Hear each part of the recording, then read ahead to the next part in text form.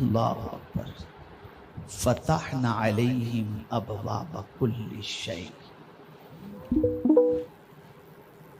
اللہ فرماتا ہے اس پر ہر چیز کے دروازے میں کھول دیتا ہوں۔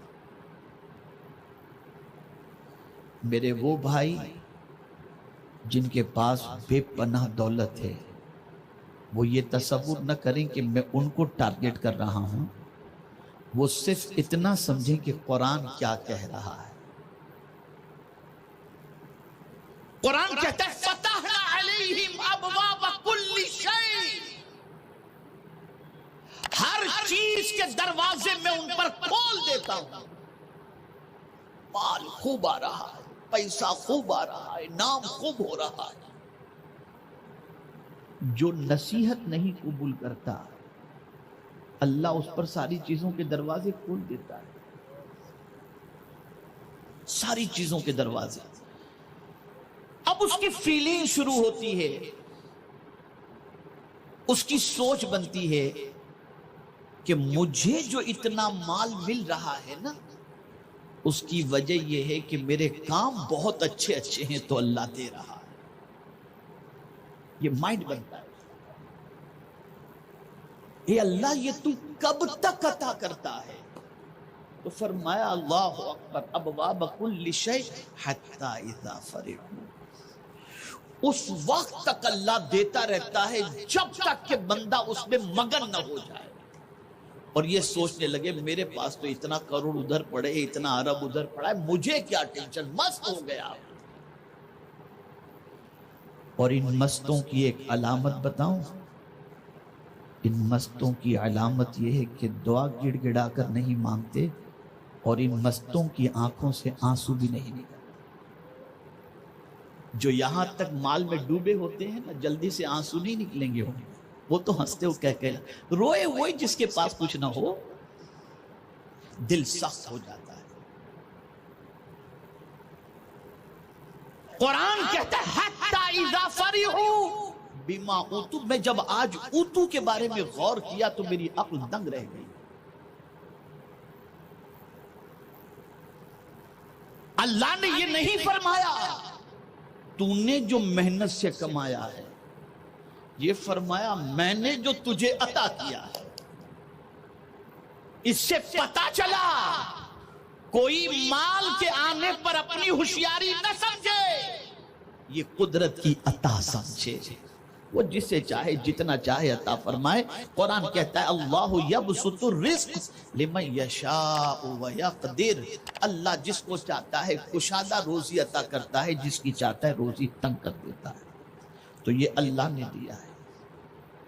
مولا جو نصیحت بھول گیا، فراموش کر گیا، اس پر تو عذاب آنا چاہیے، اور تو اس پر ساری چیزوں کے دروازے کھول دیا۔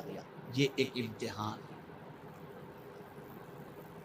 بہت توجہ سے سنیے گا، جو لوگ مال کی کثرت کو اپنے لیے بہت کچھ سمجھتے ہیں، انہیں ایک فکر یہ بھی رکھنی چاہیے کہ کہیں اللہ زیادہ مال دے کر ہمارا امتحان تو نہیں لے رہا۔ اس لیے کہ امتحان کے دو طریقے ہیں، ایک غریب بنا کر امتحان لینا اور ایک امیر بنا کر امتحان لینا۔ قارون کا امتحان بھی امیر بنا کر کے ہی لیا گیا تھا، فرعون کا امتحان بھی مال دے کر کے لیا گیا تھا۔ اور یہ بات اچھی طرح سے یاد رکھیں، ہر مال والا غلط نہیں ہوتا، نہ ہر مال والا جو ہے وہ گناہوں میں ڈوبا ہوتا ہے۔ کچھ لوگوں کے پاس مال جو ہوتا ہے وہ حضرت عثمان غنی کا صدقہ ہوتا ہے، حضرت عبد الرحمن ابن عوف کا صدقہ ہوتا ہے۔ یہ میں ان لوگوں کی بات کرتا ہوں جو اپنے مال کے ذریعے کوئی بھی عیاشی نہیں چھوڑتے، جو اللہ کے دیے ہوئے مال کو اللہ کی نافرمانی میں خرچ کرتے۔ اب توجہ چاہوں گا، دو قسم کے امتحان، بیماری اور غریبی کا امتحان اور مالداری کا امتحان۔ توجہ چاہوں گا، غریبی کا امتحان آسان ہے، مالداری کا امتحان بہت ٹف ہے، بہت مشکل ہے۔ حضرت امام احمد ابن حنبل رضی اللہ تعالیٰ عنہ نے 4 خلفاء کے دور دیکھے،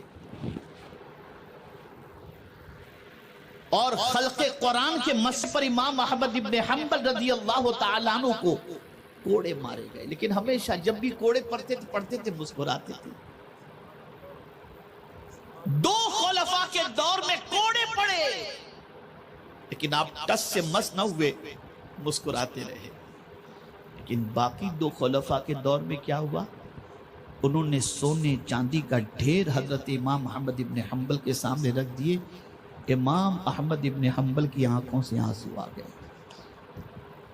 لوگوں نے کہا حضور کوڑے کھا کر نہیں روئے، اس میں تو مسکراتے تھے، مال دیکھ کر کے آپ رو رہے ہیں؟